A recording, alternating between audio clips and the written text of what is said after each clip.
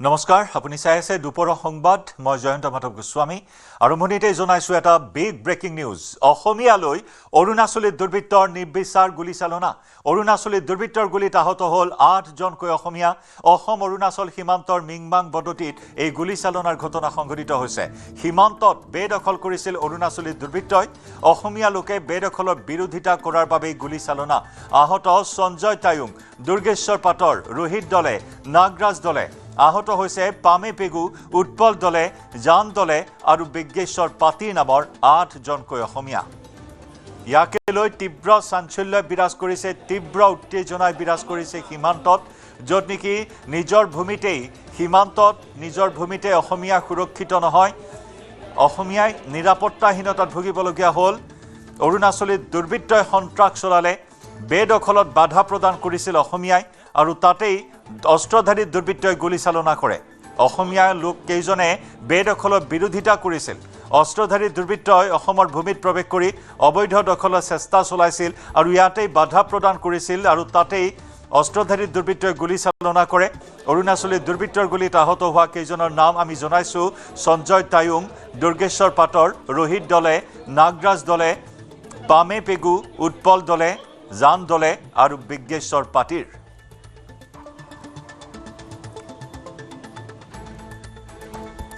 ইয়াকে লৈ সীমান্তত তীব্ৰ উত্তেজনা বিৰাজ কৰিছে লগে লগে আহত কেইজনক উদ্ধাৰ কৰি হাস্পতালত ভৰ্তি কৰোৱা হৈছে কেইবাজনৰ অৱস্থা সংকটজনক জানিব পৰা হৈছে গুৰুতৰ আঘাত লাভ কৰিছে কেইবাজনেও 8 জনৰ ভিতৰত কেইবাজনৰ অৱস্থা সংকটজনক এয়া জৰুৰীকালীনভাৱে হাস্পতালত ভৰ্তি কৰোৱাৰ সেই দৃশ্য বৰ্তমান ঘটনাস্থলীত আৰক্ষী উপস্থিত হৈছে সীমান্তৰ এই ঘটনাস্থলীত আৰক্ষী উপস্থিত হৈ অৰুণাচলী দুৰ্বৃত্তৰ সন্ধানত অভিযান আৰম্ভ কৰিছে অৱশ্যে এই ঘটনা এয়াই প্ৰথম নহয় ইয়াৰ পূৰ্বেও সীমান্ত অঞ্চলত অৰুণাচলীৰ বেদখলক লৈ বিভিন্ন সময়ত অপ্ৰীতিকৰ পৰিস্থিতিৰ উদ্ভৱ হৈছে অৰুণাচলী দুৰ্বৃত্তৰ গুলীচালনা অসমীয়ালৈ লক্ষ্য কৰি গুলীচালনা সীমান্তৰ সংঘাতে এই মুহূৰ্তত তীব্ৰ উত্তেজনা সৃষ্টি কৰিছে অৰুণাচলী দুৰ্বৃত্তৰ গুলীত আহত হ'ল 8 জনকৈ অসমীয়া আমাৰ সতীৰ্থ মন বিকাশ বৰগোহাঁইৰ সৈতে সংযুক্ত হৈছো এইখিনি মুহূৰ্তত মন বিকাশ অত্যন্ত এটা চাঞ্চল্যকৰ ঘটনা সংঘটিত হ'ল অৰুণাচলী দুৰ্বৃত্তৰ সন্ধান এই মুহূৰ্তত লাভ কৰা হৈছে নে নাই ঘটনা কেনেদৰে হ'ল শেহতীয়া আৰু কি খবৰ লাভ কৰিছে সবিস্তাৰে জানিব বিচাৰিছো হয় জয়ন্ত এটা কথা উল্লেখ কৰিব লাগিব যে অসম অৰুণাচলৰ সীমান্তৱৰ্তী বিশেষকৈ মিংমাং গোগামুখ ৰাজচক্ৰৰ মিংমাং বদতি গাঁৱৰ লোকসকলে আচলতে অতীজৰ পৰা বসবাস কৰি অহা হিমে গাঁৱৰ যি সীমা আছিলে সেই সীমা আচলতে তেওঁলোকে এখিনি মাটি ৰাজহুৱা কামৰ বাবে তেওঁলোকে ৰাখিছিল আৰু সেই ভূমিখিনি আচলতে তেওঁলোকে আজি সমজি ল'বলৈ গৈছিল আৰু সমজি ল'বলৈ আমন্ত্ৰণ জনাইছিল অৰুণাচলৰ হিমে বস্তিৰ গাঁওবোৰ আৰু তেওঁলোকৰ স্থানীয় লোকে কিন্তু এটা কথা উল্লেখ কৰিব লাগিব তেওঁলোকক আজি যিহেতু 10 বজাত সেই স্থানত তেওঁলোকে উপস্থিত হৈছিল আৰু 10 বজাত উপস্থিত হোৱাৰ পিছতে আচলতে অতি কৌশলে সেই লোকসকলক আচলতে প্ৰথমতে দাবী ধমকি প্ৰদান কৰা হৈছিল আৰু দাবী ধমকি প্ৰদান কৰাৰ পিছত সেইসকল লোক ঘূৰি গৈছিল আৰু ঘূৰি গৈ তেওঁলোকে সেই তাৰ পৰা ঘূৰি আহি তেওঁলোকে পুনৰ অৰুণাচলৰ প্ৰথম এগৰাকী আৰক্ষী বিষয়াই প্ৰথমে সেই নিৰ্বিবাদে গুলীচালনা কৰিছিল আৰু নিৰ্বিচাৰে গুলীচালনা কৰাৰ পিছতে আন একাংশ লোকে যিহেতু তেওঁলোকৰ অৰুণাচলৰ লোকসকলৰ যিটো এনেধৰণৰ তেওঁলোকৰ অনুমোদিত বন্দুক থাকে সেই বন্দুকেৰে আচলতে 9 জনকৈ লোক বৰ্তমান গুলীবিদ্ধ হৈছে আৰু সেই গুলীবিদ্ধ লোকসকলক ধেমাজি অসামৰিক চিকিৎসালয়ত প্ৰেৰণ কৰা হৈছে আৰু তাৰে ইতিমধ্যে এই মুহূৰ্তত শেহতীয়া খবৰ যে এগৰাকী যুৱকক ইতিমধ্যে জৰুৰীকালীনভাৱে তেওঁলোকক যিহেতু তেওঁৰ অৱস্থা যথেষ্টখিনি গুৰুতৰভাৱে তেওঁলোকক ডিব্ৰুগড় অসম চিকিৎসা মহাবিদ্যালয়ত প্ৰেৰণ কৰিব বিচৰা হৈছে আৰু এটা কথা উল্লেখ কৰিব লাগিব যে জয়ন্ত ধেমাজি অসম অৰুণাচলৰ সীমান্তৱৰ্তী এলেকাত এয়াই প্ৰথম নহয় ইতিমধ্যে জয়ৰামপুৰতো বিগত সময়ত তেওঁলোকে এগৰাকী লোকক অৰুণাচলী দুৰ্বৃত্তই গুলীয়াই নিহত কৰিছিল আৰু আজি অনুৰূপ ধৰণে এইসকল লোকক যিহেতু আচলতে তেওঁলোকৰ নিজা ভূমিত তেওঁলোকে বসবাস কৰি আছে নিজা ভূমিত বসবাস কৰি থকা লোকসকলক এনেধৰণে গুলীচালনা কৰা ঘটনাই সমগ্ৰ অঞ্চলটোত তীব্ৰ উত্তেজনাৰ সৃষ্টি কৰিছে আৰু যাক লৈ ইতিমধ্যে অসম অৰুণাচলৰ সীমান্তৱৰ্তী সেই এলেকাত জিলা প্ৰশাসনৰ উচ্চপদস্থ বিষয়া তথা অসম আৰক্ষী উচ্চপদস্থ বিষয়া তাত উপস্থিত হৈছে কিন্তু এয়া স্থায়ী সমাধান কেতিয়া যাক লৈ ইতিমধ্যে যিটো অসম আৰু অৰুণাচলৰ যিখন ৰাজ্য চৰকাৰে পদক্ষেপ গ্ৰহণ কৰিছিল আচলতে ত্ৰিপাক্ষিক কেন্দ্ৰীয় চৰকাৰৰ মাজত ত্ৰিপাক্ষিক যিখন আচলতে আলোচনা হ'ব লাগে কোনখিনি মাটি অসমে এৰি দিব বা কোনখিনি অৰুণাচলে এৰি দিব সেইক লৈ সমাধান কিন্তু হোৱা নাই কিন্তু সেই পদক্ষেপক অসমৰ বিভিন্ন দল সংগঠনে দাবী জনাই আহিছে এই সমস্যা সমাধানৰ কিন্তু আজি যি ঘটনা সংঘটিত হৈছে এই ঘটনাই কিন্তু অনাগত দিনত আৰু অধিক চাপৰ সৃষ্টি কৰিব পাৰে, যিহেতু সেই পথেৰে যিহেতু অৰুণাচলৰ লোকসকলে অহা যোৱা কৰে। নামনি চিৰাং জিলাৰ লোকসকলৰ সেই হিমে বস্তি বা যথেষ্ট সংখ্যক লোকে সেই আচলতে গোগামুখলৈ সেই পথেৰে অহা যোৱা কৰে, আৰু সেইসকল লোকৰ খুবৰ উদ্গীৰণ হ'ব পাৰে। আৰু এই আজি যি ঘটনা সংঘটিত হৈছে, এই ঘটনা সংঘটিত হোৱাক লৈ আচলতে এই যিহেতু ধেমাজি অসামৰিক চিকিৎসালয়ত বৰ্তমান যি 9জনকৈ লোক এতিয়া বৰ্তমান চিকিৎসাধীন হৈছে, আৰু তাৰ এগৰাকী লোকক ইতিমধ্যে ডিব্ৰুগড় অসম চিকিৎসা মহাবিদ্যালয় প্ৰেৰণ কৰিব বিচৰা হৈছে। জয়ন্ত। হয়, এজনৰ অৱস্থা সংকটজনক, ডিব্ৰুগড়লৈ প্ৰেৰণ কৰা হৈছে, সবিস্তাৰে আপুনি জনাই আছে। মন বিকাশ, এই ধৰণৰ যি তৎপৰতা, বেদখলৰ যি তৎপৰতা, কেনেধৰণেৰে বেদখল চলাই আহিছিল, কিমান দিনৰ পৰা এই প্ৰক্ৰিয়া চলাই আছিল অৰুণাচলী দুৰ্বৃত্তই? কিবা আন্তঃগাঁথনি নিৰ্মাণৰ বাবে বেদখল কৰিছিল নে কিবা খেতি বাতি কৰাৰ বাবে বেদখল কৰিছিল বা ঘৰ সাজিবৰ বাবে বেদখল কৰিছিল? আচলতে জয়ন্ত, এটা কথা উল্লেখ কৰিব লাগিব, যেতিয়া আচলতে সমতল ভূমি আছে, বিশেষকৈ পাহাৰ বুলি ক'লে আচলতে অৰুণাচল বুলি এটা ভ্ৰান্ত ধাৰণা বুজা যায়। অসম অৰুণাচলৰ যি জিঅ'লজিকেল ছাৰ্ভে অফ ইণ্ডিয়াৰ যি সীমাৰেখা আছে, সেই সীমাৰেখাৰ অধীনত যিসমূহ আচলতে বিবাদমান অঞ্চল ইতিমধ্যে ৰাজ্য চৰকাৰে যিটো তৎপৰতা গ্ৰহণ কৰিছিল, কিন্তু সেই তৎপৰতা গ্ৰহণ কৰাৰ পিছত ৰাজ্য চৰকাৰে বিগত আজি 2-3 বছৰ পূৰ্বে যিহেতু এই তৎপৰতা গ্ৰহণ কৰিছিল, বৰ্তমানলৈকে তাৰ কোনো ৰূপৰেখা ইতিমধ্যে প্ৰস্তুত হোৱা নাই, কাৰণ এতিয়াও সিদ্ধান্ত হোৱা নাই। আৰু যিবোৰ স্থানত আচলতে বিবাদমান বুলি কোৱা হৈছে, সেই কিন্তু আচলতে বিবাদমান বুলি কৈ আচলতে অৰুণাচলে পাকে প্ৰকাৰে চক্ৰান্ত কৰি বেদখল কৰাৰ এক চক্ৰান্ত তেওঁলোকে কৰি আহিছে। কাৰণ বিবাদমান বুলি কোৱাৰ লগে লগে আচলতে অসম চৰকাৰৰ যিটো হুমকা পিছলা নীতি, বিশেষকৈ জিলা প্ৰশাসনেও এই ক্ষেত্ৰত অৱজ্ঞা কৰা দেখা যায়। আৰু সেই অৱজ্ঞা কৰাৰ ফলশ্ৰুতিতেই জিলা প্ৰশাসনৰ, ৰাজ্য চৰকাৰৰ প্ৰশাসনৰ যেনেধৰণৰ তৎপৰতা থাকিব লাগিছিল বা স্থানীয় লোকসকলৰ যিধৰণৰ অনুকম্পা থাকিব লাগে, সেই অনুকম্পা দেখা নাযায়। আৰু এই অনুকম্পা দেখা নোযোৱাৰ বাবেই এনেধৰণৰ ঘটনা সংঘটিত হৈ আছে বাৰে বাৰে। আৰু বিশেষকৈ আমি যদি আজি উল্লেখ কৰোঁ, আজি যি স্থানত ঘটনা সংঘটিত হৈছে, সেই স্থানত ঘটনা সংঘটিত হোৱাৰ স্থানটোত কিন্তু অতি আচলতে সম্প্ৰীতিৰে লোকসকলে বসবাস কৰি আহিছে। তাতো আচলতে জনজাতীয় মিচিং বা ভাই বন্ধুসকলৰ লোকসকলে তাত বসবাস কৰি আহিছিলে, কিন্তু সেই তেওঁলোকে যথেষ্টখিনি তেওঁলোকে মিলাবলৈ চেষ্টা কৰে। কিন্তু সেই মিলাবলৈ চেষ্টা কৰাৰ পিছতো কিন্তু আজি যি ঘটনা সংঘটিত হৈছে, সেই ঘটনাই কিন্তু আচলতে এক প্ৰকাৰ চাঞ্চল্যৰ সৃষ্টি কৰিছে। জয়ন্ত, এতিয়া প্ৰশাসনৰ ফালৰ পৰা বিষয়টো কেনেদৰে গুৰুত্ব প্ৰদান কৰিছে? আপুনি জনালে যে প্ৰশাসনৰ এই বিষয়টোক লৈ কোনো অনুকম্পাই নাছিল। আজি এই ঘটনা সংঘটিত হোৱাৰ পিছত হয়তো কিছু চকু খোল খাব প্ৰশাসনৰ। এই মুহূৰ্তত কি তৎপৰতা, অৰুণাচলী দুৰ্বৃত্তৰ সন্ধানত অভিযান বৰ্তমান কেনেদৰে চলিছে, চিনাক্ত কৰা হৈছে নে নাই দুৰ্বৃত্তক? আমি ইতিমধ্যে উল্লেখ কৰিছো যে উমাং অমলে নামৰ এগৰাকী আৰক্ষী বিষয়া প্ৰথমেই আচলতে অৰুণাচলৰ আৰক্ষীৰ এগৰাকী বিষয়াই প্ৰথমেই তেওঁলোকে গুলী চালনা কৰিছিল। আৰু গুলী চালনা কৰাৰ পিছতে আন যিসকল অৰুণাচলী লোক আছে সেইসকলে গুলী চালনা কৰিছে। আৰু প্ৰথমেই যিহেতু আৰক্ষী প্ৰশাসনেই আচলতে কোনো অস্ত্ৰহীন লোকসকলক, নিৰপৰাধী লোকসকলক এনেধৰণে গুলী চালনা আৰম্ভ কৰিছিল। আৰু গুলী চালনা কৰাৰ পিছত প্ৰথমে আৰক্ষী বিষয়াজনে আৰম্ভ কৰাৰ পিছতে আন সকলো লোকে গুলিয়াইছিল। আৰু গুলিওৱাৰ পিছত আজি এতিয়া বৰ্তমান যিহেতু ধেমাজি অসামৰিক চিকিৎসালয়ত এক আচলতে যথেষ্ট লোক সমবেত হৈছে। আৰু সেই স্থানতো যিহেতু জিলা প্ৰশাসনৰ বিষয়া উপস্থিত হৈছে, কিন্তু তেওঁলোকে এই প্ৰশাসনে সেই দুৰ্বৃত্তসকলক কৰায়ত্ব কৰিব পাৰিব নোৱাৰে বা তেওঁলোকে উচিত শাস্তি বিহিব পাৰিব নোৱাৰে, সেয়া কিন্তু আমি বাট চাব লাগিব সময়লৈ। মন বিকাশ, ধন্যবাদ জ্ঞাপন কৰিছোঁ এই মুহূৰ্তত আপোনাক। আৰু ঘটনাস্থলীত কেনেকুৱা ধৰণৰ পৰিস্থিতিৰ সৃষ্টি হৈছিল সবিস্তাৰে এই মুহূৰ্তত আগবঢ়াইছোঁ আমাৰ মন বিকাশ বৰগোহাঁইৰ বিশেষ প্ৰতিবেদন। অসম অৰুণাচল সীমান্তৰ ধেমাজিৰ মিংমাং বদতিত সংঘটিত হৈছে, হিমে বস্তিত সংঘটিত হৈছে এক আচলতে লোমহৰ্ষক ঘটনা। যিহেতু অৰুণাচলীৰ দুৰ্বৃত্তৰ গুলীত ইতিমধ্যে মিংমাং হিমে বস্তিৰ বদতি গাঁৱৰ বহুকেইজন লোক চিকিৎসাধীন হৈছে। আৰু বৰ্তমান ধেমাজি অসম গুলীবিদ্ধ সেইসকল লোকক চিকিৎসা সেৱা প্ৰদান কৰি হৈছে। পোনে পোনে মই দৃশ্যাংশ দেখাবলৈ চাইছোঁ, এগৰাকী গুলীবিদ্ধ লোক আছে, আমি তেওঁৰ পৰা পোনে পোনে জানিবলৈ চেষ্টা কৰিম। আজি যিহেতু মিংমাং হিমে বস্তিৰ যি বদতি গাঁৱৰ লোকসকলক আচলতে মাটিৰ যি আচলতে সমস্যা আছে, বিশেষকৈ অসম অৰুণাচলৰ সীমান্তৱৰ্তী ৰাজ্যৰ যি সমস্যা আছে, সমস্যা সমাধানৰ বাবে তেওঁলোকক মাটি চমজাই দিয়াক লৈ তেওঁলোকক আমন্ত্ৰণ কৰিছিল। আৰু তালৈ মাটি নি অৰুণাচলীয়ে ইতিমধ্যে কেইবাগৰাকী লোকক গুলীবিদ্ধ কৰিছে। মই পোনে পোনে দৃশ্যাংশ দেখুৱাইছোঁ। আৰু এজন লোকৰ দেহত ইতিমধ্যে এটা গুলী লাগিছে। আৰু ইতিমধ্যে আমি তেওঁৰ পৰা জানিবলৈ চেষ্টা কৰিম কেনেধৰণৰ ঘটনাটো সংঘটিত হৈছে। অৰুণাচল সীমান্ত আমাৰ মিংমাং গাঁও হয়। হিমে অৰুণাচলৰ গাঁও হয়। অৰুণাচলৰ গাঁৱৰ মানুহ হিমে গাঁৱে আমাক মাতিছিলে। আমাৰ আসামৰ মাটি সিহঁতে কাঢ়ি লোৱাৰ কাৰণে সিহঁতে মাতিছিলে যে আমাক আপোনালোকৰ মাটি চবেই মিলি পিনি খাব লাগে, আপোনালোকৰ লগত আমি হাই কাজিয়া নকৰোঁ বুলি আমাক মাতাৰ কাৰণে আমি ইয়াৰ পৰা আৰামত গৈছিলোঁ। তালৈ মাতি নি ইহঁতৰ গাঁৱত পোৱাৰ লগে লগে আমাক গুলিয়ালে। প্ৰথমে মোক গুলিয়াইছে, তাৰপিছত ছেকেণ্ডত সিয়ে গুলিয়াইছে। যিজন মানুহে গুলিয়াইছে সি বেলেগ নহয়, সি চৰকাৰৰ মানুহ হয়। সি পুলিচ অফিচাৰ হয় ই পুলিচ অফিচাৰ হয় সি উমাং অমলে কেতিয়াও সি এইটো কাম কৰিব নালাগিছিলে অৰুণাচলী পুলিচ সি অৰুণাচলৰ পুলিচ অফিচাৰ হয় আমাৰ ইয়াত এতিয়া 18জন আহিছে আৰু মানুহ আহি আছে 18জন এতিয়া 18জন চিৰিয়াছ হোৱাৰ কাৰণে আহিছে আৰু মানুহ আহিছে ইহঁতে আমাৰ অসমৰ মাটি কাঢ়ি লৈছে অসমৰ মাটি কাঢ়ি লওঁতে ইহঁতক আমি কৈছিলোঁ যে আপোনালোকে অসমৰ মাটি কিয় কাঢ়িছে ইহঁত এনেকৈ কওঁতে ইহঁতে মিলাম আপোনালোকে চিন্তা নকৰিব গুচি আমাৰ ইয়াতে মিলাম বুলি কোৱাৰ কাৰণে আমি গৈছিলোঁ ইহঁতে তালৈ পোৱাৰ লগে লগে আমাক গুলিয়ালে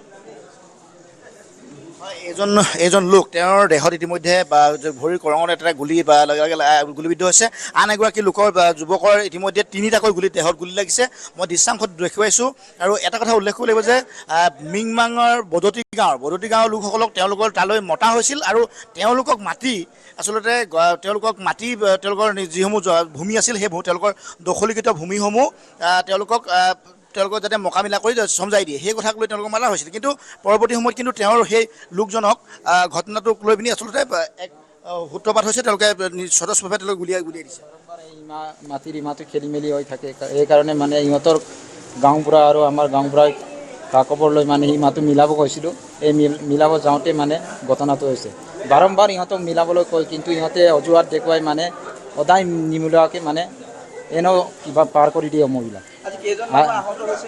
আজি মই ইমানকৈ ক'ব নোৱাৰিম ময়ো আহত হৈছোঁ গতিকে মই ইমানটো অনুন্নত মানুহ বহুতজন আছিলে আমাৰো এনে বৰ্তমান ইহঁতে চিভিল ড্ৰেছত আছিলে আজিৰে পৰা ৰেচন কাৰ্ডৰ হিতাধিকাৰীয়ে পুনৰ লাভ কৰিব চেনি দাইল এই কাৰ্যসূচীত অংশগ্ৰহণ কৰিছে ৰহাত মুখ্যমন্ত্ৰী ডক্টৰ হিমন্ত বিশ্ব শৰ্মাই পোনপটীয়া সম্প্ৰচাৰ আমি অসম চৰকাৰে নিৰ্বাচনৰ আগতে বিভিন্ন আঁচনি আৰম্ভ কৰিছিলোঁ আৰু বহুকেইখন আঁচনিয়ে ইতিমধ্যে 5 বছৰো পূৰ্ণ হৈছিল কিন্তু নিৰ্বাচনৰ পিছত আমাৰ বাজেট অধিৱেশন নোহোৱাৰ বাবে প্ৰায়বোৰ আঁচনিয়ে বন্ধ হৈ যাবলগীয়া পৰিৱেশ হৈছিল আৰু তাৰ ফলত ৰাইজৰ কষ্টও হৈছিলে মই ৰাইজক বিভিন্ন সংবাদ মাধ্যমৰ জৰিয়তে জনাইছিলোঁ যে জুলাই মাহত আমাৰ বিধানসভাৰ অধিৱেশন হ'ব আৰু আমি আগষ্ট মাহৰ পৰা চৰকাৰৰ জনহিতৈষী আঁচনিবিলাক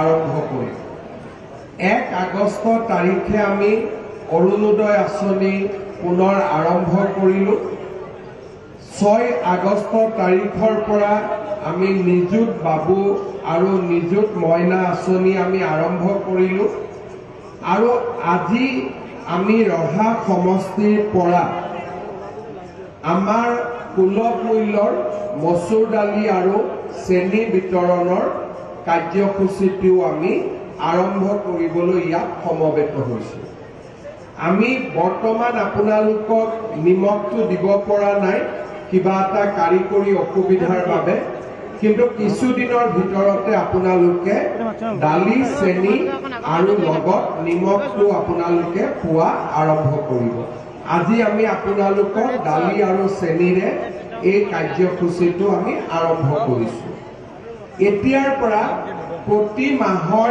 1 তাৰিখৰ পৰা 10 তাৰিখৰ ভিতৰত আমি যি অন্ন সেৱা সপ্তাহ পালন কৰোঁ তাতে আপোনালোকে বিনামূলীয়া চাউল আৰু চেনি আৰু দালি আপোনালোকে কিনিব পাৰিব ইয়াৰ পিছত লাহে লাহে মই আৰম্ভ কৰিম যে আপোনালোকক প্ৰতিশ্ৰুতি দিয়া অনুসৰি কেনেকৈ আমি আপোনালোকক মিঠাতেলটো দিব পাৰোঁ কেনেকৈ আমি নিমখখিনিও দিব পাৰোঁ আৰু অৰুণোদয় আঁচনিটো যিবিলাক পৰিয়াল বাদ পৰি গৈছে বা শাহুৰেক আৰু বোৱাৰীয়েকৰ মাজত এগৰাকীয়ে পাইছে এগৰাকীয়ে পোৱা নাই তেওঁলোককো কেনেকৈ অৰুণোদয় দিব পাৰোঁ সেই বিষয়ে আমি লাহে লাহে আমাৰ কামবিলাক আৰম্ভ কৰিম চৰকাৰখন অলপ গত লওক আৰু চৰকাৰখনে গত লোৱাৰ লগে লগে আমি আমাৰ জনকল্যাণমূলক কামবিলাক আমি আৰম্ভ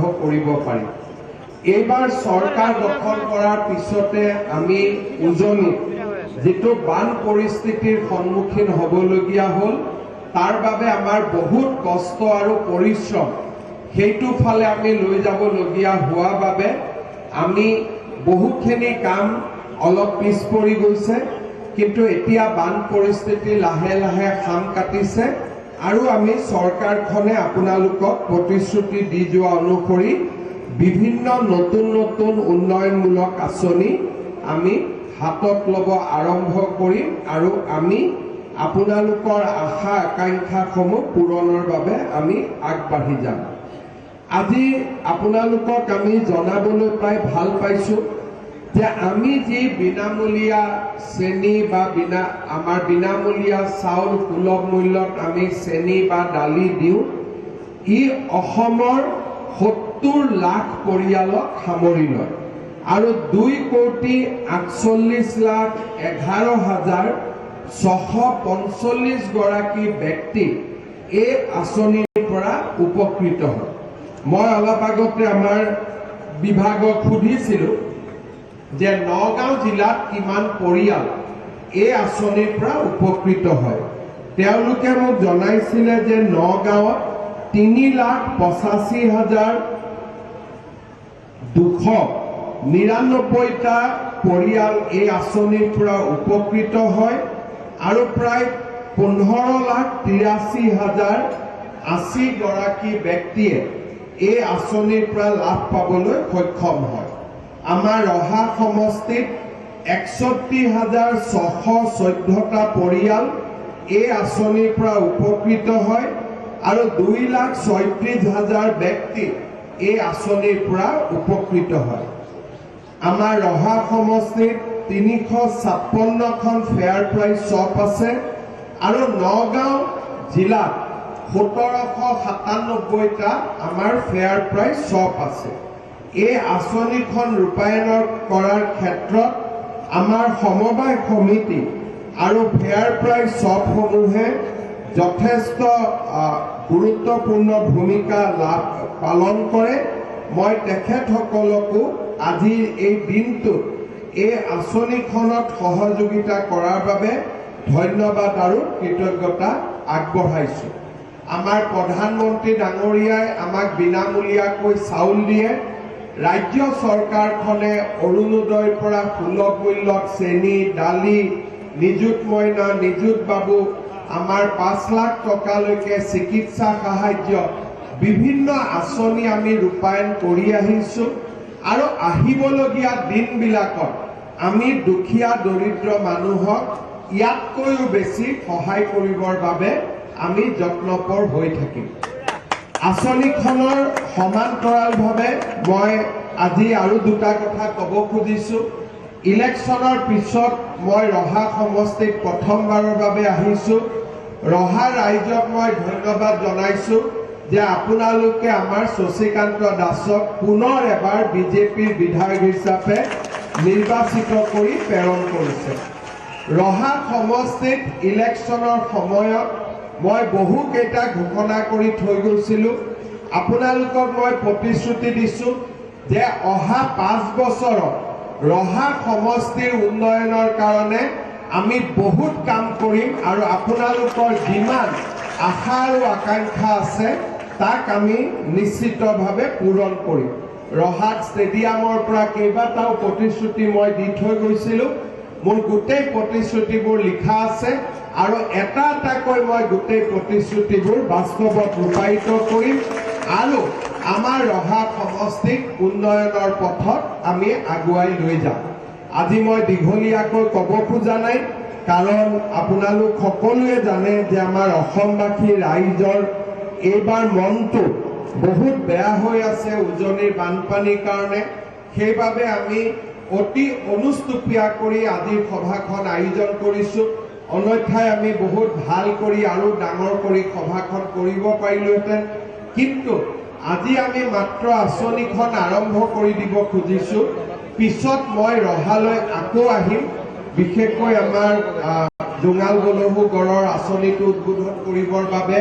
মই 2 এদিনতে আকৌ ৰহালৈ আহিম তেতিয়া ৰহা সমষ্টি আপোনালোকৰ আৰু বিভিন্ন আঁচনি বা বিভিন্ন নতুন কথা মই আপোনালোকক জনাম আজি পুনৰ এবাৰ মই খাদ্য আৰু অসামৰিক যোগান বিভাগক মই ধন্যবাদ জনাইছো যে অতি সোনকালে বাজেট পাছ হোৱাৰ 10 দিনৰ ভিতৰতে আপোনালোকে আঁচনিটো আৰম্ভ কৰিব পাৰিলে মই এইটো অনুৰোধ কৰিম যে খুব সোনকালে আপোনালোকে যাতে নিমখটো দিয়াৰ ব্যৱস্থা কৰে আৰু আমি একেলগে ৰাইজক যিমানখিনি প্ৰতিশ্ৰুতি দিছিলো এই প্ৰতিশ্ৰুতিবোৰ বাস্তৱত ৰূপায়ণ কৰাৰ বাবে আমি একেলগে কাম কৰিম পুনৰ এবাৰ ৰহা ৰাইজক মই আকৌ এবাৰ সেৱা জনাই মোৰ নমস্কাৰ জনাই মই মোৰ বক্তব্যৰ সামৰণি মাৰিছো ধন্যবাদ জয় হিন্দ বন্দে মাতৰম এফালে যোৱা ৰাস্তা এটা বনাব লাগিব নহয়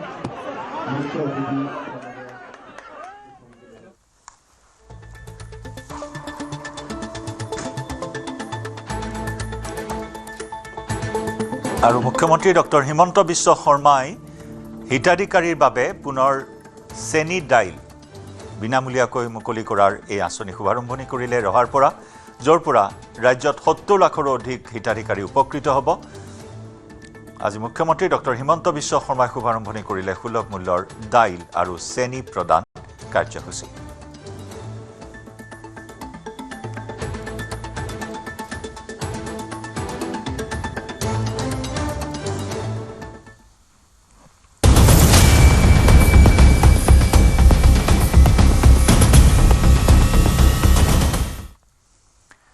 শিৱসাগৰত প্ৰলয়ংকাৰী বানৰ মাজতে লোমহৰ্ষক হত্যা দলবদ্ধ আক্ৰমণৰ বলি হৈ অজয় চেতিয়া নামৰ এজন যুৱক মৃত্যুমুখত পৰে মগ্ৰাহাটৰ নাট্য মন্দিৰৰ কাষত অজয় চেতিয়াক নৃশংস আক্ৰমণ দা কুঠাৰ কোৰ লৈ বৰ্বৰ আক্ৰমণ চলাইছিল লোকজনক 2 আগষ্টত ঘটিছিল মাৰপিটৰ শিহৰণকাৰী ঘটনাটো সংকটজনক অৱস্থাত চিকিৎসালয়ত ভৰ্তি কৰোৱা হৈছিল লোকজনক চিকিৎসাধীন অৱস্থাত 8 আগষ্টত যুৱকজনৰ মৃত্যু হয় নিহত অজয় চেতিয়া পেছাত এজন নাপিত আছিল সেলুনৰ ব্যৱসায়ী আছিল অজয় চেতিয়া আক্ৰমণকাৰীয়ে ভাঙি লণ্ডভণ্ড কৰে অজয় চেতিয়াৰ সেলুনখনো পত্নী জুৰি দাসৰ এজাহাৰৰ ভিত্তিত 3 আক্ৰমণকাৰী গ্ৰেপ্তাৰ অভিযুক্ত বাস্তৱ চেতিয়া দীপু চেতিয়া আৰু সঞ্জীৱ চেতিয়া গ্ৰেপ্তাৰ আক্ৰমণকাৰী বিনোদ ফুকন জীৱন ফুকন ৰঙাই ফুকন এতিয়া পলাতক গ্ৰেপ্তাৰ হোৱা 3 জনক আৰক্ষীৰ মাৰাথন জেৰা অব্যাহত এই পৰ্যন্ত পোহৰলৈ অহা নাই অজয় চেতিয়াক হত্যাৰ কাৰণ আইন হাতত তুলিবলৈ তেহেঁতি কোন তহঁতি পানী গোটেই গাই আইন হাতত তুলিবলৈ তেহেঁতি কোন তহঁতি পানী গোটেই গাই আইন হাতত তুলিবলৈ তেহেঁতি কোন তহঁতি পানী গোটেই গাই আইন হাতত তুলিবলৈ তেহেঁতি কোন তহঁতি পানী গোটেই গাই নাছিলো আজি আমি দালি আৰু চেনি 100 টকা মূল্যত দিয়া আঁচনিটো আৰম্ভ কৰিছোঁ কাৰিকৰী কাৰণত নিমখটো আজি আমি দিব পৰা নাই খুব সোনকালে নিমখ বিতৰণো আমি ইয়াৰ লগত জড়িত কৰিম আমাৰ যিখন আঁচনি বন্ধ হৈ আছিলে সেই আঁচনিখন আমি ৰহা সমষ্টিৰ পৰাই আজি পুনৰ এবাৰ আৰম্ভ কৰিলোঁ অসমৰ 70 লাখ পৰিয়াল এই আঁচনিখনৰ দ্বাৰা উপকৃত হ'ব বিষয়টো ইতিমধ্যে আমাৰ মুখ্য সচিব আৰু অৰুণাচলৰ মুখ্য সচিবৰ মাজত আলোচনা হৈছে ডিজিপিয়েও আলোচনা কৰি আছে উত্তেজনা হ্ৰাস কৰিব লাগিব আৰু পৰিৱেশটোৰ বাবে কোন দায়ী তাৰ বিষয়ে আমি নিশ্চিতভাৱে অনুসন্ধান কৰি ব্যৱস্থা ল'ব লাগিব মই অসম পুলিচক নিৰ্দেশ দিছোঁ কোনো কাৰণতে যাতে অসমৰ মাটি আমি ক'তো এৰি দিবলগীয়া নহয় আৰু আমাৰ ৰিএনফোৰ্সমেন্টটো তালৈকে ইতিমধ্যে গৈছে মই বহুত বেছি ক'ব খোজা নাই কিবা ক'বলগীয়া থাকিলে মই পিছত কৰিব চৰকাৰে কৰিব we have reintroduced our scheme for giving sugar and dal at a concessional price. The scheme has been relaunched from today. It was discontinued for a brief period of time because budget was not passed. Now we have relaunched it and this scheme will help 70 lakhs family in Assam. Political নালাগে এই 15 দিনত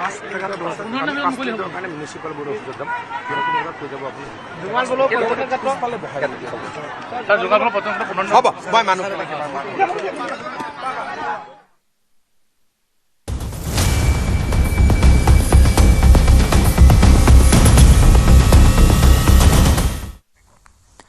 নিশা নুমলীগড়ৰ পুৰা জংঘলত লোমহৰ্ষক হত্যাকাণ্ড লোহিত ফুকন নামৰ এজন লোকক দাড়ি ঘপিয়াই হত্যা ৰবীন কলিতা ওৰফে বেম্বুৰ বিৰুদ্ধে হত্যাৰ অভিযোগ একেলগে সুৰা সেৱন কৰি থাকোঁতে কাজিয়াৰ সূত্ৰপাত অতৰ্কিতে লোহিত ফুকনক দাড়ি আক্ৰমণ কৰে ৰবীন কলিতাই বগিজান আৰক্ষীয়ে গ্ৰেপ্তাৰ কৰিছে অভিযুক্ত ৰবীন কলিতাক হত্যাকাণ্ডত আন লোকো জড়িত থকাৰ সন্দেহ একাংশৰ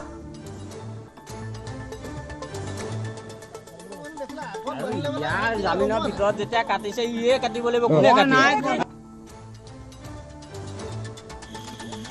সেইটোৱে ক'লো মই আমাৰ কথা কবিতাটো আছে না আজি পৰা আছে বগাইক মই হেদি মাংস কাটা দেখি বগাই মই মাংস মন দেখিলা আগত বহিলে মানে ইয়াৰ জামিনৰ ভিতৰত যেতিয়া কাটিছে ইয়ে কাটিব লাগিব কোনে কাটিব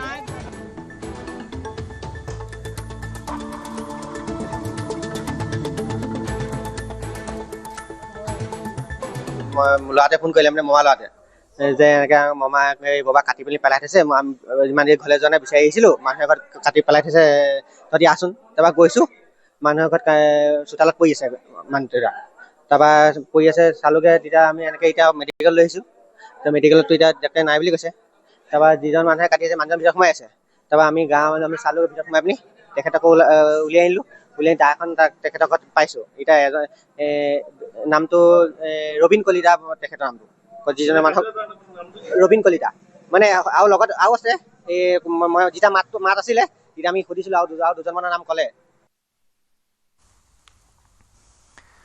বান বিধ্বস্ত শিৱসাগৰত আজিৰে পৰা পুনৰ খুলিলে কেইবাখনো বিদ্যালয় স্বাভাৱিক পৰিস্থিতি উভতি অহা বিদ্যালয়ত পুনৰ আৰম্ভ হৈছে পাঠদান কিন্তু এতিয়াও শিৱসাগৰত শতাধিক বিদ্যালয়ত আৰম্ভ কৰিব পৰা হোৱা নাই পাঠদান কিয়নো একাংশ বিদ্যালয়ৰ এতিয়াও জলমগ্ন হৈ থকাৰ লগতে পলসেৰে পোত গৈ আছে বহু বিদ্যালয়ৰ শ্ৰেণীকোঠা শিৱসাগৰত ৩০ৰো অধিক বিদ্যালয়ত স্থাপন কৰা শিবিৰত বৰ্তমানেও আশ্ৰয় লৈ আছে শতাধিক পৰিয়াল ইপিনে বিদ্যালয় খোলাৰ পাছত ইউনিফৰ্ম অবিহনে বিদ্যালয়লৈ আহিছে বহু শিক্ষাৰ্থী কিয়নো প্ৰলয়ংকাৰী বানে উটুৱাই নিছে বহু শিক্ষাৰ্থীৰ পাঠ্যপুথিৰ লগতে ইউনিফৰ্ম 19 জুলাইত অহা জলপ্ৰলয়ত উজনি অসমৰ 4 জিলাত ক্ষতিগ্ৰস্ত হৈছে মুঠ 793খন বিদ্যালয় ইয়াৰে 550খন বিদ্যালয় শিৱসাগৰ জিলাৰ 111খন চৰাইদেউ যোৰহাটৰ 103খন আৰু গোলাঘাটত 29খন বিদ্যালয় বানত ক্ষতিগ্ৰস্ত হৈছে ইতিমধ্যে 4 জিলাত ক্ষতিগ্ৰস্ত হোৱা বিদ্যালয়ক পুনৰ কাৰ্যক্ষম কৰি তুলিবলৈ মোকলাই দিয়া হৈছে 15,86 লাখ টকা শিৱসাগৰ জিলাত বানত ক্ষতিগ্ৰস্ত বিদ্যালয়ৰ মেৰামতিৰ বাবে মোকলাই দিয়া হৈছে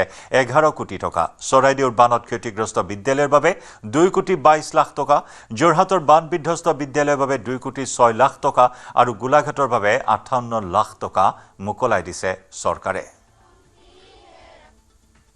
নমস্কাৰ মোৰ নাম সমনজ্যোতি শৰ্মা আজি স্কুল আজি আহিছা ইউনিফৰ্ম নাই তোমাৰ নাই নাই ইউনিফৰ্ম কি হ'ল সব পলসত ডুবি আছে সব পলসত ডুবি আছে যদি ইউনিফৰ্ম স্কুলৰ পৰা দিয়ে তেতিয়া পাম নহলে নাপাওঁ ঘৰত কিমান পানী সোমাইছিল আমাৰ দৰ্জা ওপৰেদি পাৰ হৈছে দৰ্জা পৰি পাৰ হৈছিল এতিয়া আজি পৰা পঢ়িব লাগিব ভালকে হয়নে পঢ়িম ঘৰত পানী শুকাল নাই শুকাইছে কিন্তু এতিয়াও পলস আছেই ইউনিফৰ্মযোৰ নাই পোৱা মানে পানীত উটি গ'ল চাগে সেইকাৰণে বিচাৰি পোৱা নাই নথকাকৈ আহিবলগীয়া হৈছে আৰু এতিয়া আজি পৰা পঢ়িব লাগিব ভালকে পঢ়িব লাগিব পানী কিমান হৈছিল ঘৰত পানী ইমান হৈছিলে এতিয়া শুকালে বাৰু এতিয়া ঘৰত কিমান পানী হৈছিল তোমালোকৰ এআঁঠুমান হ'ব তোমাৰ ইউনিফৰ্মযোৰ বাচিলে বচালোঁ মোৰ ইউনিফৰ্মটো মানে চুৰ্ণিখন নাই আৰু সেই কুৰ্তিটো মানে গ'লগৈ পলসত সোমাই আছে বেগটো আছে বাৰু মানে অকল কিন্তু ছায়েন্সৰ কিতাপখন আৰু প্ৰেক্টিকেলখন মানে মোৰ পলসত সোমাই মানে বেয়া হৈ গ'ল কিতাপ পত্ৰ সোমাই গ'ল চব মানে অকল ছায়েন্সৰখনে সোমালে আৰু প্ৰেক্টিকেলখন বাকীখন বচালোঁ বাৰু কিতাপ পত্ৰবোৰ পানী উটুৱাই নিলে আৰু বেগটো আছে মানে তাত কাগজ পত্ৰ ভৰাই দিছিলোঁ সেইটো কাৰণে থাকিল কিতাপ পত্ৰ চব লৈ গ'ল এতিয়া আজি কি লৈ আহিছা তুমি আজি বেগত মানে স্কুলৰ পৰা বহি দিছিলে সেইখন মানে এইখিনি লৈ আহিছোঁ আমি আপ্ৰাণ চেষ্টা কৰিছোঁ যাতে ছাত্ৰ ছাত্ৰীৰ ভৱিষ্যতৰ প্ৰতি লক্ষ্য ৰাখি আমি যিকোনো মানে সহায় আগবঢ়াই ছাত্ৰ ছাত্ৰীক যাতে পাঠদান দিব পাৰোঁ সেইটো এটা কাৰ্যসূচী আমি লৈ আছোঁ বৰ্তমান আমি প্ৰায় ৰুমবিলাক অকণ চাফাও কৰিছে, বহুতে আমাক সহায় কৰি দিছে। তাৰ মাজতে আমি বিদ্যালয়খন যাতে আমি ছাত্ৰ ছাত্ৰী যাতে শিক্ষাৰ ক্ষেত্ৰত যাতে পিছুৱাই নাযায়, আগবাঢ়ি যায়, তাৰ বাবে আমি আপোনাৰ চেষ্টা কৰিছোঁ। এতিয়া কি ক'বা, এইটো প্ৰাকৃতিক দুৰ্যোগ আৰু এইটো অঞ্চলত বিশেষকৈ বহুত পানী হ'ল। আগতে আমি এতিয়া 33 ইয়েৰ্ছ হৈ গ'ল ইয়াত চাকৰি কৰা, কিন্তু এদিনো পানী সোমোৱা নাছিলে স্কুলত। কিন্তু এইবাৰ এনেকুৱাকৈ আহিলে মানে আমাৰ স্কুলখনো ডুবি গ'ল। এতিয়া আগতে আমাৰ ইয়াতে শিবিৰটো হয়, বহুত মানুহ থাকি, কিন্তু এইবাৰ বেছি থাকিব নোৱাৰিলে ন, মাত্ৰ 2টা ৰুম বাকী আছিলে, তাতে থাকিলে মানুহবিলাক। আৰু এতিয়াও দুঘৰমান আছে, তেওঁলোকৰ একেবাৰে অৱস্থা বেয়া, ঘৰলৈ যাব পৰা অৱস্থাত নাই। আৰু বাকী ছাত্ৰ ছাত্ৰীসকল প্ৰায়ে মানে বানবিধ্বস্তত আছে, মাত্ৰ 2-3জনমান ছাত্ৰৰহে নাই নেকি। আৰু প্ৰায় আমাৰ শিক্ষক শিক্ষয়িত্ৰীসকলো বানবিধ্বস্তত হৈছে। এতিয়া তাকে কি হয়, ছাত্ৰ ছাত্ৰীসকলক ইউনিফৰ্ম দিয়াৰ কথা আছে, চৰকাৰে অহা নাই ন, এতিয়ালৈকে আহি পোৱা নাই। কিতাপ পত্ৰও দিয়াৰ কথা আছে। সেইদিনাখন ডিব্ৰুগড় ইন্সপেক্টৰৰ ফালৰ পৰা কিবা কিবি শিক্ষণ সামগ্ৰী দিছিলে 9 আৰু 10ৰ। বাকী এতিয়া বহুত ছাত্ৰ ছাত্ৰী আহিব পৰাও নাই, ঘৰৰ পৰা ওলাই আহিব পৰা নাই। আজিতো বিশেষ ইমান অহা নাই ছাত্ৰ ছাত্ৰীসকল, যিসকলে পাৰিছে তেওঁলোকহে আহিছে। এতিয়ালৈকে আমি সম্পূৰ্ণ আমাৰ তাত তথ্য পৰা নাই, কাৰণ ছাত্ৰ ছাত্ৰীসকল এতিয়াও আহি আছে বিদ্যালয়লৈ, বহুত আহিব পৰা নাই, যিহেতু তেওঁলোকৰ ঘৰ এতিয়াও চাফা হোৱা নাই বা 2-এটা ঘৰ পানীৰ তলত আছে। তেওঁলোকক আহিলে প্ৰকৃতাৰ্থত আমাৰ কিমান পাঠ্যপুথিৰ প্ৰয়োজন সেইখিনি আমি গম পাম, কিন্তু পাঠ্যপুথি ইতিমধ্যে পৰ্যাপ্ত পৰিমাণে অসম চৰকাৰৰ পৰা যোগান ধৰা হৈছে। আৰু যিখিনি বিদ্যালয়ত যিসকল ছাত্ৰ ছাত্ৰী আহিব পৰা নাই, তাৰ বাবে আমি নিৰ্দেশনা জাৰি কৰা হৈছে যে তেওঁলোকে সম্পূৰ্ণ বিদ্যালয়খনত যেতিয়া 90% ওপৰত ছাত্ৰ ছাত্ৰী আহিব, তেতিয়া পাঠ্যক্ৰমটো আগুৱাই নিবলৈ কোৱা হৈছে। নহবা যিসকল ছাত্ৰ ছাত্ৰী তেওঁলোকৰ বাসস্থানৰ অসুবিধাৰ বাবে, ৰাস্তাৰ অসুবিধাৰ বাবে বা তেওঁলোকৰ বিভিন্ন সমস্যাৰ কাৰণে আহিব পৰা নাই, তেওঁলোক পিছ পৰি ৰব। সেইটো কাৰণে আমি অনাগত 6-7 দিনলৈকে, যিহেতু গৰম বন্ধৰ পিছত আগতেও এনেকুৱা কাম কৰা হয় যে গৰম বন্ধৰ পিছত ছাত্ৰ ছাত্ৰীসকল পাঠদানৰ পৰা আঁতৰি থাকে, তেওঁলোকক প্ৰথম 4-5 দিন অকণমান ৰিভিজন দিয়ে, তেওঁলোকৰ আগৰ পাঠসমূহ পাঠোদ্ধাৰ কৰিবলৈ তেওঁলোকক সময় দিয়ে। গতিকে সেই তেনেকুৱা ধৰণৰ ব্যৱস্থা লোৱা হৈছে। আৰু বিভিন্ন ব্যৱস্থা লোৱা হৈছে যিসকল ছাত্ৰ ছাত্ৰীৰ যাতে কোনো ধৰণৰ ক্ষতিগ্ৰস্ত নহয়, তাৰ কাৰণে আমি ব্যৱস্থা লৈছো। যিখিনি তেওঁলোকৰ অভাৱ অভিযোগ আছে সেইখিনি আজি বা কাইলৈ বা এই অনাগত 3-4 দিনত আমি তেওঁলোকৰ পৰা জানিম, আৰু সেইমতে আমি ব্যৱস্থা ল'ম বুলি আশা কৰিছো। এতিয়ালৈকে খোলাৰ ক্ষেত্ৰত কৈছো, প্ৰতিদিনে এখন আমাৰ কেইবাখনো বিদ্যালয় খোলাৰ উপযোগী হৈ আহিছে। কালি তাৰিখলৈকে প্ৰায় 141খন বিদ্যালয় এতিয়াও খুলিব পৰা অৱস্থাত নাছিলে। আজি ৰাতিপুৱাৰ পৰা এতিয়া আপ্ৰাণ চেষ্টা চলাই আছে, PWD বা লোক নিৰ্মাণ বিভাগেও চলাই আছে, আমাৰ প্ৰশাসনেও বহুত চেষ্টা কৰি আছে। গতিকে প্ৰতিদিনে সংখ্যাটো সলনি হৈ গৈ আছে। কিছুমান বিদ্যালয়ৰ পৰা কালি 2খন বিদ্যালয়ৰ পৰা পানীখিনি সম্পূৰ্ণৰূপে ওলাই গৈছে বুলি আমাক জনাইছে। গতিকে সেইখিনি আজি বা কাইলৈৰ ভিতৰত চাফ চিকুণ কৰিম। গতিকে সম্পূৰ্ণ 555খন বিদ্যালয় আমাৰ যিহেতু বানৰ কবলত পৰিছিলে, এতিয়া আমি 140খন বিদ্যালয় খুলিব পৰা অৱস্থাত নাই। সেই সংখ্যাটো মই কালি সংখ্যাৰ ভিত্তিত কৈছো, আজি সেইটো তাতকৈও কমিব পাৰে। গতিকে খুলিব পৰা সংখ্যাটো আজি আৰু বাঢ়িব, এনেকে অনাগত 3-4 দিনত আমাৰ সেইটো বাঢ়ি আহিব।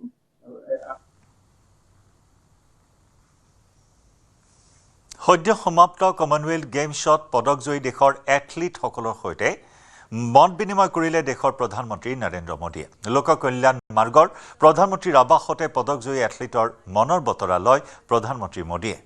কমনৱেলথ গেমছত খেলাৰ অভিজ্ঞতাৰ কথা প্ৰধানমন্ত্ৰী মোদীৰ আগত প্ৰকাশ কৰিলে এথলীটসকলে। মত বিনিময়ৰ অন্তত ৰীল সামাজিক মাধ্যমত প্ৰকাশ কৰে দেশৰ প্ৰধানমন্ত্ৰীগৰাকীয়ে। অসম কন্যা লাভলীনা বৰগোহাঁই, মণিপুৰৰ স্বৰ্ণজয়ী ভাৰোত্তোলক মীৰাবাই চানুকে ধৰি সকলো পদকজয়ী এথলীটে ভাগ লয় অনুষ্ঠানত। কমনৱেলথ গেমছত পদক তালিকাৰ 4ৰ্থ স্থানত থাকে ভাৰত। 13টা স্বৰ্ণ, 17টা ৰূপ আৰু 9টা ব্ৰঞ্জৰ পদক লাভেৰে ভাৰতীয় এথলীটে এক চমক সৃষ্টি কৰে।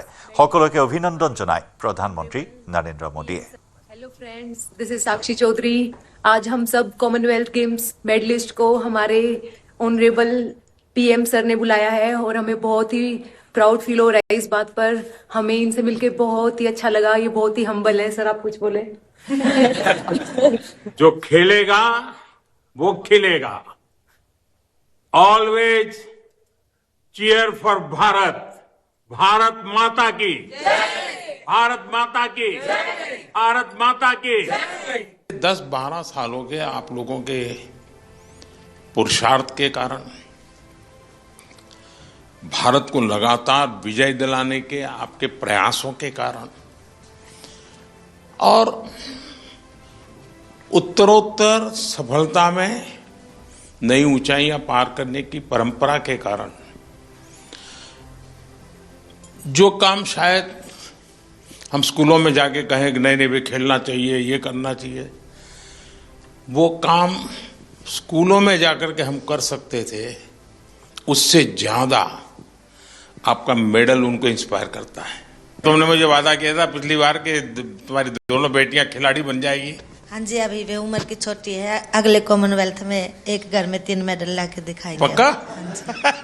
जब मैं दौड़ रहा था, जब मेरा इवेंट था 29 को, तो उस दिन गुरु पूर्णिमा थी, तो उस दिन मेरे गुरु को मैंने एक गिफ्ट दे दिया। बड़ी शान बढ़ाई आपने। इतने आंसू टपक रहे थे, मुझे लगता है कि आंसू के हर बूंद से जैसे गोल्ड मेडल टपक रहा है। मैं बहुत ज़्यादा खुशी थी, इमोशनल भी थे उसी दिन, खुशी ज़्यादा था। और मैं इसलिए रोई थी कि मेरा पेरिस ओलंपिक में मेरा 1 kg में मेडल रह गई थी।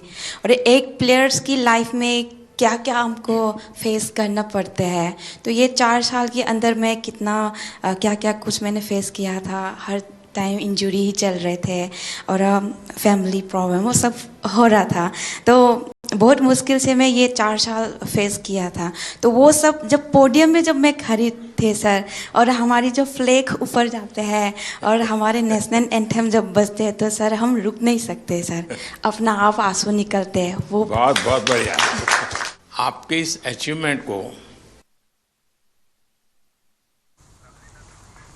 আৰু ইপিনে গ্লাছগোৰ ৰেষ্টুৰেণ্টত ভাৰতৰ মানচিত্ৰ বিকৃতকৰণৰ বিৰোধিতা কৰাক লৈ লাভলীনা বৰগোহাঁইক প্ৰশংসাৰে উপচালে প্ৰধানমন্ত্ৰী নৰেন্দ্ৰ মোদীয়ে। वो रेस्टोरेंट वाले से झगड़ा कर रही थी। हम लोगों का तो इतना अच्छा परफॉर्मेंस था, लास्ट डे था और सब जीत के गए थे और पूरा इंडिया के लोग थे, तो थोड़ा सा मुझे बुरा लग रहा था। तो मैंने उनको अच्छे से बोला, रिक्वेस्ट किया था सर, फिर उन्होंने मान भी लिया, अभी चेंज भी हो गया सर। इस विजय की परिस्थिति, खुशी, आनंद अपने साथियों के साथ और गेम पूरे हो चुके हैं, तो एक हंसी मजाक मस्ती का मूड, ऐसे समय उस मैप पर नजर जाना और उसको रजिस्टर करना और तुरंत सिर्फ मेडल लेते समय देश खड़ा हो जाता है, ऐसा नहीं, भीतर से देश का भाव। मैं सच बताता हूँ, ये वीडियो सामान्य नहीं है, आपका लंबे समय तक लोगों को याद रहेगा। ये बॉक्सिंग वालों से भी दुनिया के खिलाड़ी अब डरने लगे हैं। जरूर सर, पूरे सभी डरे हुए थे, एक के बाद एक गोल्ड मेडल आ रहे थे और मतलब पूरा लास्ट में ऐसे धमाका जैसा हो गया बिल्कुल।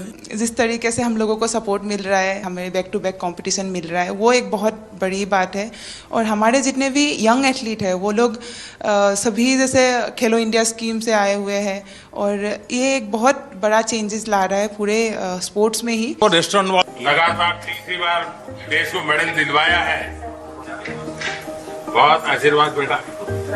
और थैंक यू सो मच। मैं सर के हाथ से मेरा बर्थडे था तो आज सर की बहुत बधाई। वाह, लगातार तीसरी बार देश को मेडल दिलवाया है, बहुत आशीर्वाद बेटा। और थैंक यू सो मच। मैं सर के हाथ से मेरा बर्थडे था तो आज सर की बहुत बधाई। वाह। খবৰধাৰ অব্যাহত ৰাখিম। সময় হৈছে খন্তেক সময়ৰ বাণিজ্যিক বিৰতি।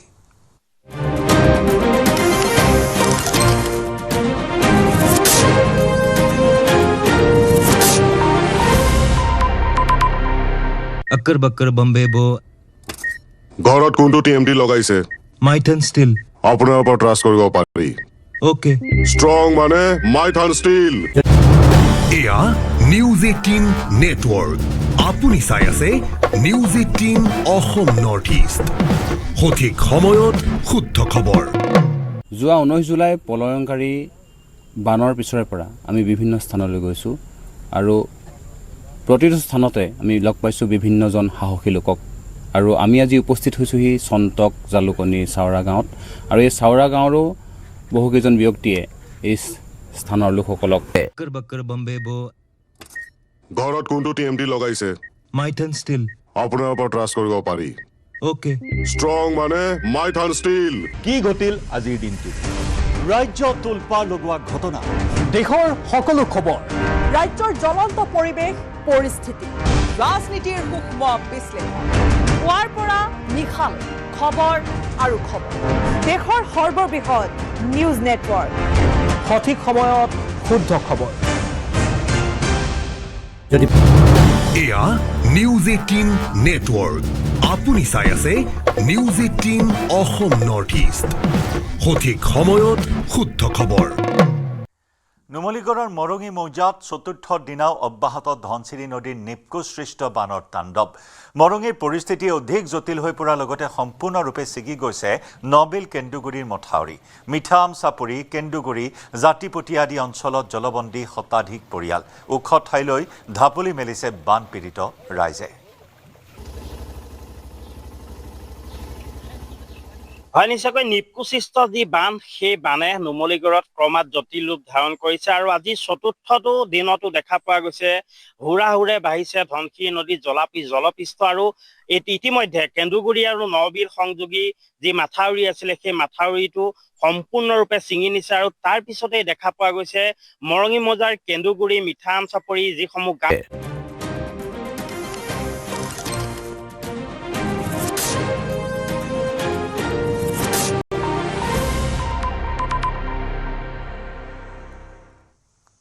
শিক্ষাৰ্থীৰ প্ৰতিবাদত 16 দিনেই উত্তাল ঝাৰখণ্ড ৰাঁচীত প্ৰতিবাদী শিক্ষাৰ্থীৰ আজি বিধানসভা ঘেৰাও সমদল পুৰণি বিধানসভাৰ মূল গেটৰ বাহিৰত একত্ৰিত হৈছে সহস্ৰাধিক শিক্ষাৰ্থী শান্তিপূৰ্ণ আৰু সাংবিধানিকভাৱে আন্দোলন কৰাৰ দাবী নেতৃত্বৰ শিক্ষাৰ্থীৰ প্ৰতিবাদলৈ ঝাৰখণ্ডবাসীক নৈতিক সমৰ্থন দিয়াৰ আহ্বান আন্দোলনৰ নেতৃত্ব লোৱা ছাত্ৰ নেতা ৰবীন্দ্ৰ পাছোৱানৰ এই আহ্বান প্ৰতিবাদী ছাত্ৰক প্ৰতিহত কৰিবলৈ বিশাল চৰকাৰী বাহিনী মোতায়েন বিধানসভাৰ 750 মিটাৰ ব্যাসাৰ্ধত 163 ধাৰা জাৰি কৰা হৈছে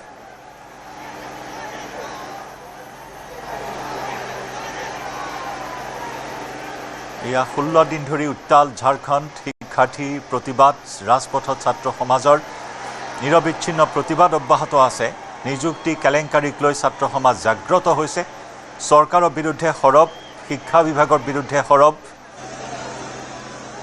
জেপিএসসি পৰীক্ষাত ব্যাপক খেলিমেলি ঝাৰখণ্ড লোকসেৱা পৰীক্ষাত সংঘটিত হোৱা ব্যাপক অনিয়ম বিসংগতি আৰু সেই বিসংগতিৰ বাবে পৰীক্ষা বাতিল কৰি পৰীক্ষা পুনৰ অনুষ্ঠিত কৰাৰ দাবীত এই প্ৰতিবাদী কাৰ্যসূচী ৰূপায়ণ কৰি অহা হৈছে ইয়াৰ ৰাঁচীৰ পৰা পোনপটীয়া সম্প্ৰচাৰ প্ৰতিবাদী শিক্ষাৰ্থীৰ আজি বিধানসভা ঘেৰাও কাৰ্যসূচী য'ত নেকি পুৰণি বিধানসভাৰ মূল গেটৰ বাহিৰত সহস্ৰাধিক শিক্ষাৰ্থী সমবেত হৈছে শান্তিপূৰ্ণভাৱে আৰু সাংবিধানিকভাৱে আন্দোলন কৰাৰ দাবী জনাই নেতৃত্বই শিক্ষাৰ্থীৰ প্ৰতিবাদলৈ ঝাৰখণ্ডবাসীক নৈতিক সমৰ্থন আগবঢ়োৱাৰো আহ্বান জনাইছে আন্দোলনৰ নেতৃত্ব লোৱা ছাত্ৰ নেতা ৰবীন্দ্ৰ পাছোৱানৰ এই আহ্বান ইফালে প্ৰতিবাদী ছাত্ৰক প্ৰতিহত কৰিবলৈ বিশাল চৰকাৰী বাহিনীও মোতায়েন কৰা হৈছে বিধানসভাৰ 750 মিটাৰ ব্যাসাৰ্ধত বিএনএছএছৰ 163 ধাৰা জাৰি কৰা হৈছে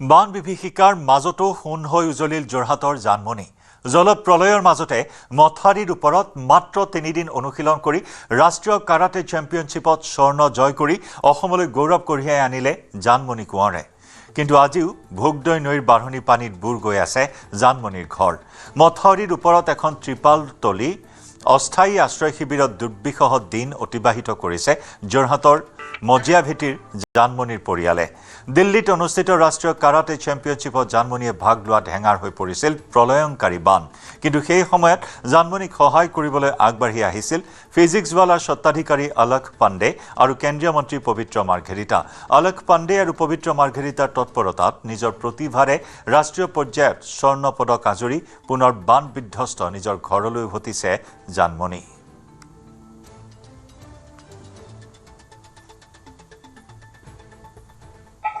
এগৰাকী যুৱতীয়ে শূন্যৰ পৰা চিধাই চেঞ্চুৰী মাৰিছে আৰু তেওঁ আন কোনো নহয় তেওঁ হৈছে জানমণি কোঁৱৰ জানমণি আমাৰ সৈতে আছে জানমণি বহুত বহুত শুভেচ্ছা জনাইছো ধন্যবাদ আৰু জানমণিৰ কথা নিশ্চয় আপোনালোকে ইতিমধ্যে জানিব পাৰিছে যে কেৰাটে ৰাষ্ট্ৰীয় চেম্পিয়নশ্বিপত পদক অৰ্জন কৰিছে আৰু কিমান প্ৰত্যাহ্বান মই প্ৰথমতে জানমণিৰ সৈতে কথা পতাৰ পূৰ্বে জানমণিৰ ঘৰটো দেখুৱাই ল'ব বিচাৰিছো যে জানমণি সেইটো নহয় জানো ঘৰ হয় হয় জানমণি মই ঘৰটো দেখুৱাই ল'ব বিচাৰিছো সেইটো হৈছে জানমণিৰ বাসগৃহ বৰ্তমানো পানীৰ তলত আৰু এনেধৰণে পানীৰ তলত থকাৰ বাবে ভোগদৈৰ বলিয়াবানে যেতিয়া সমগ্ৰ অঞ্চলটো প্লাবিত কৰি তুলিছিলে তেতিয়া জানমণিহঁতৰ ঘৰটো এনেধৰণে পানীত ডুব গৈছিলে আৰু তেতিয়াৰ পৰাই জানমণি ক'ত থাকিব লগা হৈছে জানমণি আছে মথাউৰিৰ ওপৰত যিটো অস্থায়ী এনেধৰণে যিটো এটা এখন তিৰপালৰ তলত এনেধৰণে তেওঁলোকৰ সকলো ঘৰৰ বয় বস্তু আনি ইয়াতে থাকিব লগা হৈছে আৰু জানমণি যদি আমি ভিতৰতে অলপ কথা পাতিব পাৰোঁ এইটো হৈছে জানমণিহঁতৰ ঘৰ পানীত ডুবি থকাৰ বাবে মথাউৰিৰ ওপৰত এনেধৰণে তেওঁলোকে অস্থায়ীভাৱে থাকিব লৈছে আৰু এতিয়া জানমণিক আমি দেখুৱাইছোঁ যে জানমণিয়ে গ'ল্ড মেডেল অৰ্জন কৰিছে মই পুনৰ দেখুৱাই লৈছোঁ যে শূন্যৰ পৰা চিধাই চেঞ্চুৰী মাৰিছে জানমণিয়ে কিমান প্ৰত্যাহ্বান অনুভৱ কৰিব নোৱাৰিব আমি জানমণিৰ মুখেৰে জানিব বিচাৰিম যে জানমণি এতিয়া তোমাৰ সেই যাত্ৰাটোৰ বিষয়ে যে আমি যি জানিব পাৰিছোঁ যে জানমণিয়ে পানীৰ বাবে বানপানীৰ বাবে ক'ত প্ৰেক্টিচ কৰিছে আমি জানমণিৰ মুখেৰে শুনিম পানীৰ বাবে মই প্ৰথমে পানী যেতিয়া নাছিলে তেতিয়া মই চোতালতে কৰি আছিলোঁ ঘৰৰ আগৰ তাৰপিছত যেতিয়া পানী হ'ল তেতিয়া মই মানুহ কোনো নুঠা আগতে সোনকালে উঠি সেই ভগাডোখৰ পাৰ হৈ পিনি অলপ আমি কথা পাতি গৈ থাকোঁ আমি দেখুৱাব বিচাৰিছোঁ জানমণিয়ে কেনে প্ৰত্যাহ্বানপূৰ্ণ পৰিস্থিতিত প্ৰেক্টিচ কৰিছিলে হয় জানমণি তুমি কৈ যোৱা ভগা মানে যোনডোখৰ ছিগি আছে সেইডোখৰ পাৰ হৈ পিনি মই এডোখৰ আমাৰ ককা ফিচাৰীটো পোনে পোনে এডোখৰ জেগা আছে যোনডোখৰত অলপমান বালি আছে সেইখিনিত প্ৰেক্টিচ কৰিব পাৰোঁ আৰু সেইখিনিতে প্ৰেক্টিচ কৰিছিলোঁ কিন্তু অলপ কষ্ট হৈছিলে যিখিনি প্ৰেক্টিচ কৰিবলৈ সামগ্ৰী লাগিছিলে সেইখিনি এই হাকুডাল পাৰ কৰি নিব নোৱাৰোঁ কাৰণ ভয় লাগে হাকুডাল পাৰ হ'বলৈ অলপ হয় আৰু আমি জানিব পাৰিছোঁ যে যেতিয়া এই চেম্পিয়নশ্বিপত অংশগ্ৰহণ কৰিবৰ বাবে তুমি যেতিয়া অগ্ৰসৰ হৈছিলা তেতিয়া আমি কি দেখা পাইছিলোঁ যে এনেধৰণে যে ট্ৰেইনৰ চলাচল বন্ধ হৈ গৈছিলে হয়নে আৰু তুমি হতাশ হৈছিলা যে ইমান প্ৰেক্টিচ ইমান কষ্ট কৰাৰ পিছতো যে কেনেধৰণে সেই চেম্পিয়নশ্বিপত অংশগ্ৰহণ কৰিবলৈ যাবা তেতিয়া তাৰ পিছৰখিনি অলপ ক'বা নেকি মই দিল্লীলৈ যাব পাৰিম বুলি ভবাই নাছিলোঁ মোৰ ষ্টেট লেভেল গেম আছিলে জুলাই 24-25-26 তাৰিখে তালৈ যাম বুলি ভবাও নাছিলোঁ মোক পবিত্ৰ মাৰ্ঘেৰিটা ডাঙৰীয়াই যথেষ্ট অলপ সহায় কৰিলে তেখেতেও তাৰপিছত অলখ পাণ্ডে ছাৰে মোৰ দিল্লীলৈ যাবৰ কাৰণে ফ্লাইটৰ টিকেটৰ পৰা ধৰি ৰুমলৈকে ব্যৱস্থা কৰি দিছে ব্যৱস্থা কৰিলে তেখেত নহাহেঁতেন চাগে মই এবাৰ গ'ল্ড মেডেল আনিব নোৱাৰা মানে ফিজিক্সৱালাৰ যি স্বত্বাধিকাৰ অলখ পাণ্ডে ডাঙৰীয়াই তেওঁক ফ্লাইটৰ টিকেট কৰি দিছিলে হয় নাই সেইটো কি তাৰিখ আছে কিমান তেওঁ ইয়ালৈ আহিছিলে আমি যিমান আহিছিলে মই ঘৰত নাছিলোঁ মই মালখাত মোৰ বা এজনী ঘৰত আছিলোঁ মোৰ মালখাতত এটা ক্লাব আছে মই শিকাই আছোঁ ল'ৰা ছোৱালীখিনিক তেহেঁতক খেলাবৰ কাৰণে তাত যাবৰ কাৰণে মই তাতে থাকি প্ৰেক্টিচ কৰাইছিলোঁ আৰু সেইকাৰণে মই ইয়াত নাছিলোঁ কিন্তু ছাৰে মোক লগ পাব পাৰিম নেকি সুধিছিলে তেতিয়া মই পাৰিব বুলি ক'লোঁ তাৰপৰা মই ইয়াত আহিলোঁ তাৰপিছত ছাৰক লগ পাইছিলোঁ তেতিয়া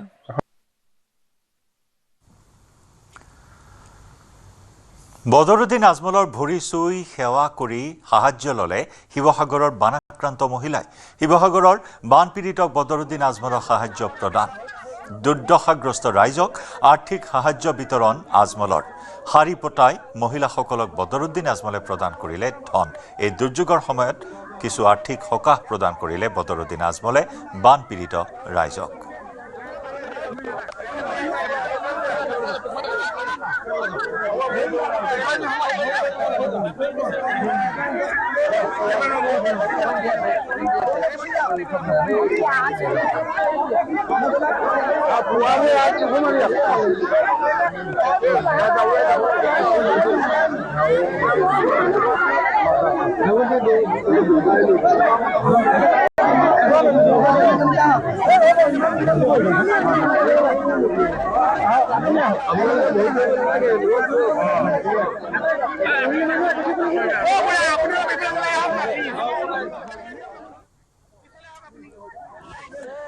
নিষেধাজ্ঞাৰ পিছতো মহানগৰীৰ ৰাজহুৱা স্থানত নিষিদ্ধ মাংসৰ বেহা।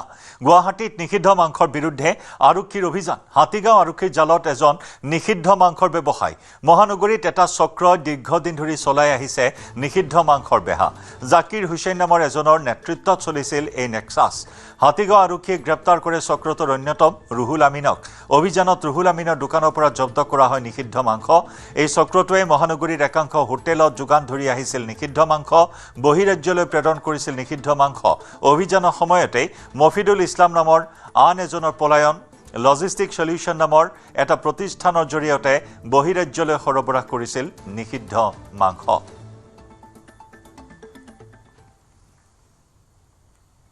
বোলবমলৈ গৈ দুৰ্ঘটনাত যুৱতীৰ মৃত্যু। বাইকৰ পৰা পৰি ট্ৰাকৰ চেপাত প্ৰাণ গ'ল এগৰাকী যুৱতীৰ। নগাঁৱৰ ৰাঙলুৰ 11 মাইলত এই শোকাবহ দুৰ্ঘটনা। বোলবমৰ পৰা বাইকেৰে উভতিছিল যুৱতীগৰাকী। ঘৰলৈ উভতাৰ পথত বাইকৰ পৰা বাগৰি পৰিছিল। দুৰ্ঘটনাত প্ৰাণ যায় ফুলগুৰিৰ পৰিস্মিতা দাস নামৰ দুৰ্ভগীয়া যুৱতীগৰাকীৰ। ৰাঙলু আৰক্ষীয়ে উদ্ধাৰ কৰিছে যুৱতীগৰাকীৰ মৃতদেহ।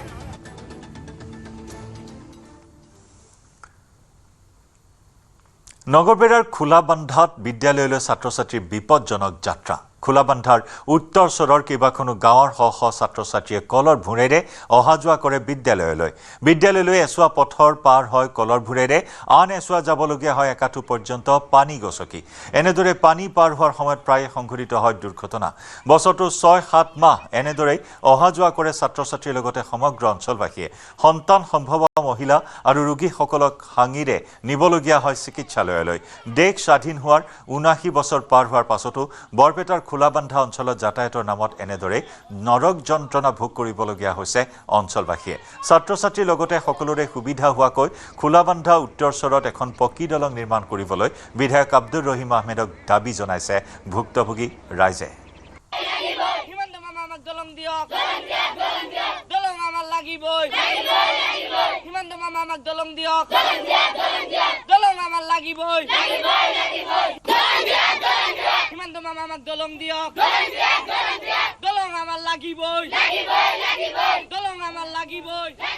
অসুবিধা হৈছে। আজি দশক ধৰি আমাৰ এই শ ছাত্ৰ ছাত্ৰী ইফালে কেইবাটাও প্ৰাথমিক বিদ্যালয়ৰ ছাত্ৰ ছাত্ৰী, কেইবাটাও জাতীয় বিদ্যালয়ৰ ছাত্ৰ ছাত্ৰী, লগতে আমাৰ একমাত্ৰ শিক্ষানুষ্ঠান খোলাবান্ধা হায়াৰ ছেকেণ্ডেৰীৰ শ ছাত্ৰ ছাত্ৰী দৈনিক এই ৰাস্তাৰে যাতায়াত কৰে। লগতে ইফালে আপোনালোকে জানে এটা PSC আছে। সেই PSCৰ ৰোগীসকলেও এইটো ৰাস্তাৰে যাব লগা হয়। অতি পৰিতাপৰ বিষয়, দশক ধৰি এই ৰাস্তাটোৰ কোনো উন্নত হোৱা নাই, কোনো উন্নয়নমূলক কাম হোৱা নাই। গতিকে আপোনালোকৰ জৰিয়তে মই বিভাগীয় কৰ্তৃপক্ষ লগতে আমাৰ নতুন বিধায়ক মাননীয় আব্দুৰ ৰহিম আহমেদৰ প্ৰতি অনুৰোধ জনাইছোঁ যাতে অতি সোনকালে এই ৰাস্তাখন মেৰামতি কৰি দিয়ে। লগতে ইয়াতে এটা পকা ব্ৰিজৰ প্ৰয়োজন। এই ব্ৰিজখন দি যাতে আমাৰ এই কণ মইনাহঁতৰ লগতে ৰোগীসকলৰ লগতে হাতৰুৱা বাটৰুৱা যিমান মানুহ আছে এওঁলোকৰ এই জমৰ যাতনাত ভুগি থকা কষ্ট যাতে দূৰ কৰি দিয়ে। ইয়াৰ সৈতে সময় হ'ল দুপৰৰ সংবাদৰ পৰা বিদায় লোৱাৰ। নমস্কাৰ।